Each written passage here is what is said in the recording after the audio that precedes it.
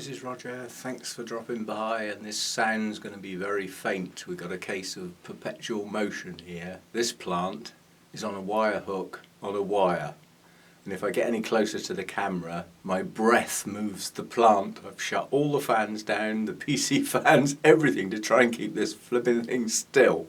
I didn't realise how much it moved around. Anyway, I'm coming to the close of these cutting room floor clips. So this will be the last part, and well, I'm sure there'll be some bits and pieces in between posting these 4 parts. I've certainly got some repotting and possibly some mounting to do during today, so a bit of variety.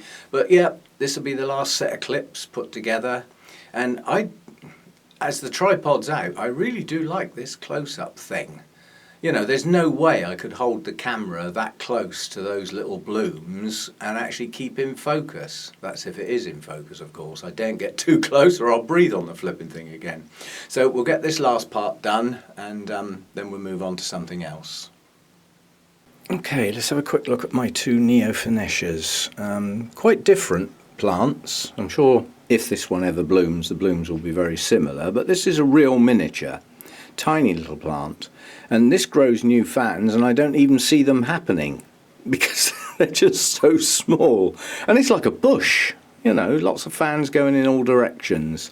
This in fact is 2 bits. You got the top bit and then that lower section there, but hopefully this one will bloom this year. Now a lot of the roots that sort of didn't grow as well in the winter time are now starting to shoot out with new growing tips, and it's starting some new roots from the base of the plant. So that one's coming on. Lives just there at the moment, but this one will have a little gripe. Now if you look at the new root growth on here, some of it is coming out of the end of roots that don't look too good, like this one. They got burnt last year by a certain fertilizer, and the proof of the pudding is, are any of these new sections of roots bad? No. Now imagine my annoyance when, if you think what those new root growths look like, that's what the whole plant looked like going into the growing season last year. All the roots from the start of the plant sticking out in all directions looked like those new bits. And then at a certain point during the year, they started to discolour.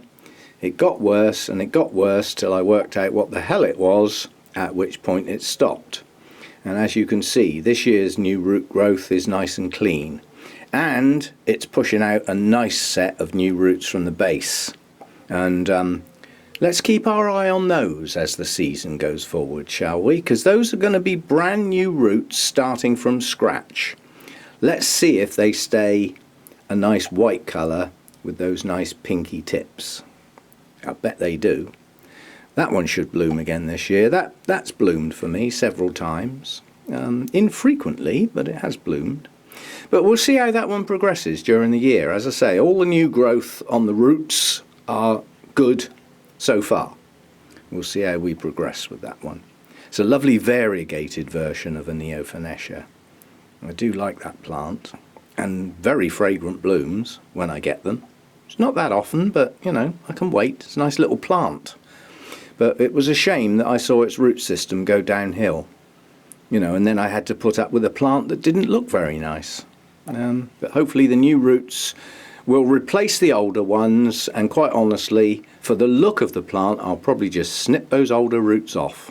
Once it's got a good new root system to replace it, those older burnt ones can just get snipped off and the whole saga can be forgotten. But that was the one that got hit the worst. Poor little thing. But it's doing okay now. This is a good news, bad news. There's a video not that long ago where I hacked Rolier to pieces because its root system just keeled over. And when I mounted these rescuable pieces, there were quite a lot of green root tips. They've all keeled over. Now the roots it's got left still hydrate, so that's the bad news. The good news is, if you look at that latest growth there, the smallest one sticking out towards us, It's got an active eye at the base, but look what else it's got. That is the start of a whole new root system. 1, 2, 3, 4, 5, and on the rhizome 6, 7. That's going to push out a whole new root system any minute now. And then on that larger leaf, if you follow that larger leaf down to the base, there's another active eye there that's going to push out. Now the other piece that's sat at the front is behind.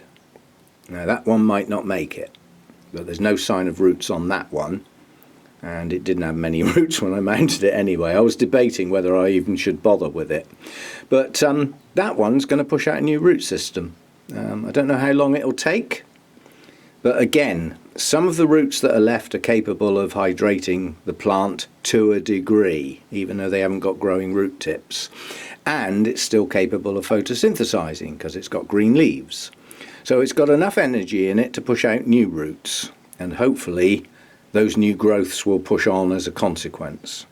So never flipping bloomed for me.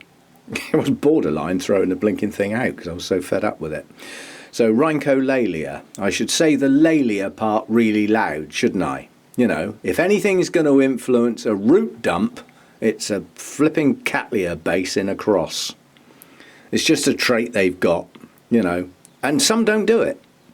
Some just carry on, and their roots carry on growing, and they're happy. You can repot them, and they, you know, they show no signs of stress.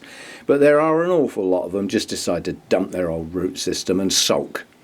Well, this one isn't going to sulk, it's going to grow a new root system as a consequence. Yay! And then hopefully a few new growths, the new root system gets a hold of the bark like the old root system did, and it'll get going again, slowly but surely. But I'm keeping that out of the bright light at the moment. I mean, that is my highest light level plant that I own, higher than Vanda. If you want to get this thing to bloom, you need incredibly high light. And it's a reluctant bloomer at best of blinking times. Most of the time it's just the light level's not good enough in the UK. But yeah, that gets even more light than my Vandas do, but not now. To give that level of light now would be silly. It would stress it. You know, let it get some new roots. Let those new growths get going a bit first. And get them beyond that tender light green stage when the leaves are just showing. Let's let them get going a bit first and then introduce it to that brighter light as the season goes on. So Rolier glauca, a notorious non-bloomer. Well, in the UK anyway. I'm sure other parts of the world are sitting there thinking, I don't know what your problem is, mate. Mine blooms every year. But not here. They're not easy to bloom in the UK. Do you know, I don't think I've ever seen one of these in bloom at an orchid show. And if they were easy, they'd be there, wouldn't they? So I think a lot of people either don't keep it or keep it and just put up with no blooms. I'm going to get this to bloom one day, but not as it is at the moment. But it's going to recover. Well, one part of it definitely is. Whether the other part will or not, I don't know. But I mounted it in such a way, if that front portion doesn't form roots and get going, I can just take it off and the other part will push on. So we'll see how we do. Good news, bad news. Another Dendrobium that's doing something different to what my memory tells me it's done in the past. First of all, it's never grown roots like this before. With that extent of branching, it's never done that before. But it's doing it rather a lot. I mean, that long root down there, I wouldn't even want to count those branches. And this has got 2 buds on the end of that cane. You can just see one little nubbin sticking out that has extended. It is growing slowly, but it is growing near the 2 top leaves, and then one to the right of the first bulbous bit. So it's got 2 buds. They'll probably be spikes rather than individual blooms, and that'll be a first time blooming for this one. Whoa! Let's throw it down, why don't we? It's lunchtime. But the thing that's odd with this one, there is no new growth yet. Masses of new roots, but no new growths. So this one grows differently. In fact, if I can get my little finger there, just below my little finger, that's its first sign of a new growth on that very back cane there, just below my little finger. There's one there, and it looks like there might be one there on that fatter looking cane. So signs of new growths, but establishing a good root system first, whereas a lot of the other dendrobiums start their new growths and then the roots follow on. New growths. I know what I mean, I'm getting tired. But yeah, so this one's got a different growth pattern to most of my other dendrobiums. The new growths come later. That little Kiki's still hanging on there. It's got its own little root system now, but it's staying on there for a while yet. I mean, if I detach that, it probably won't make it. It's far too small. I'll wait till it gets going a bit and then detach it. But yeah, unusual looking plant, that one, with those strange bulbous canes. And come on with the spikes, mate. First time, but by the time those spikes get grown and bloom, what is it now? Heading towards the end of April. It's going to be well into May, if not the end of May. So that's not a spring bloomer. So I've always been looking for buds at the wrong time of year, for a start. But then if I'd rested this properly, chances are those spikes would have formed earlier in the year. So it's not really a valid test. But it looks like the rest actually triggered the blooms on this one. So that one worked. And with a much longer rest next year, hopefully we'll get a better blooming next time round. But we need some new canes. So come on, get on with it. Whoops. I'm sure some people might like to know what the hell it is. So it's Dendrobium findleyanum. Unusual growth pattern, that one. It's quite attractive in its own right because of its just the strange shape of the canes.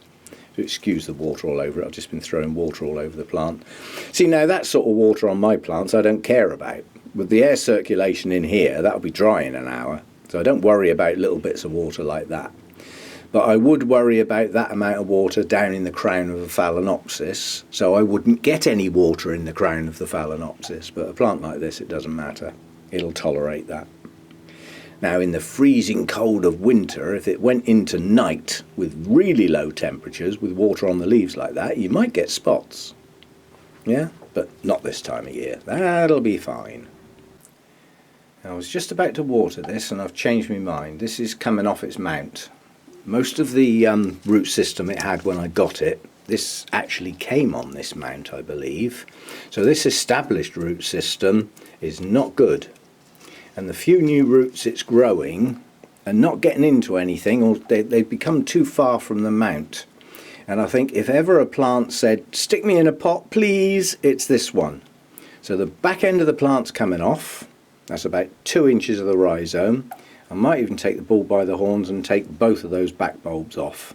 And that will give me a nice plant with 2 eyes on the lead and some roots to get into some media. And that won't need to go in a big pot. And I think that just needs a pot. Again, badly attacked by scale. And I'm pretty sure some of the new roots that it pushed out when this latest growth pushed up, because that's my growth on there, bugs got the leaves, yeah, scale got the plant. And I think the scale took out a lot of the root system. Literally, as they tried to grow, they just got stonked. This got bad scale. So that's going to go in a pot. So I'm not going to bother watering that. I'll sort that out once I pot it.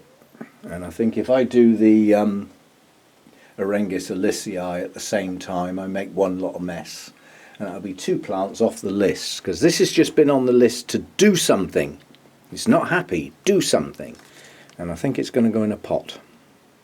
And give those 2 eyes the chance to grow 2 nice strong new growths and get roots into something, because it's just not happy on that mount. It's just not staying hydrated. So yeah, we'll give that a go. Okay, that's sorted that out. That's now farther away from the end glass and probably a good foot lower from the roof, so that's now in a lower light situation. And in theory I'm not going to bump my head on it because I can still stand here and get up my watering, and I normally have to move that plant first thing, because it'll always be in the way of something. So I either take it in and put it on the dining room table out the flipping way, or I water it and put it out the way and let it drip. That way I can get it back up somewhere out of the way. But yeah, and that's never happened to me before. This is the ending of one of the videos, and I'll say that with a giggle. I was just doing the ending to this video and my camera said, "You've run out of memory." I've been filming over a couple of days and it's loads and loads of little bits which I'll now put together and make a video out of. But each one of those videos needs a start and an end. Now this one, filmed over 2 days, may make 3 videos. It might only make 2, it just depends. But the fact that I filled my memory clip up, I think I've actually got quite a lot. So it may well be 3. Yeah, so I draw this one to a close anyway. And I have shuffled a few things round. Yeah, the Orengis that I said needs the higher light's now going to get it, because there's room to put it up there. I'm going to try that with a bit more light for now, not necessarily permanently. Yeah, so a few things have moved around, you know, and we'll see how we go. I'm always doing that. I mean, the Rhincholalia is now in a low light situation. Talking of low light situations, I've just been watching Danny's video, and her Avanagara apple blossom looks just like mine. Far too red. It's been getting far too much light. So I've pulled mine away from the glass. It's lurking in there now. Look at the colour of those leaves. Now, I'm not sure those 2 leaves are actually going to recover and get their green back. We'll have to wait and see. Those may be lost, but the others should be okay. But anyway, at least we agree on something. Avanagara apple blossom is not a highlight orchid, and if you put it in highlight you will discolour the leaves quite badly, and it can happen pretty damn quick. Mine did. It's just literally the nicer weather we had over a week period, and like the other Cattleyas, it was in what I call a higher light area, and the other Cattleyas are fine, but that one's not. So that's coming away from the glass and get a little bit of shade from other plants. So we'll see how it does there. The trouble is, at the moment I can't see the blooms, so it's not staying there, that's for sure. Okay, right, now I've got, I think there's 38 individual little clips, including this one, that I've now got to go away and sort out. So that's probably in a nice relaxing atmosphere with a glass of wine, fiddling around with the computer, what I'll be doing for the rest of today. Because there's nothing to do outside, I'm not going anywhere, and got to get me lunch down yet. So I'll see how I go. But this is another one. Due to records, I was saying that this Vanda might not like as much light as the others. But I've looked back, and that started, that pigmentation, back in the winter time. Well, it definitely wasn't getting too much light in the UK in the winter time. It's just not happening. So I've got a feeling that that might be one of the fertilizer element deficiencies that can show up in a similar manner. I don't know definitely, but at the moment that Vanda just gets tucked in behind the others so that it isn't getting quite as much light. And of course now, you know, it's getting a program of proper food that's balanced with all the relevant elements in the right proportions. So I'll see if the leaves start to change colour or whether they're just going to stay with that sort of purplish tinge. Have to wait and see. So yeah, an update on that in a future video. Okay, thanks for dropping by. See you next time.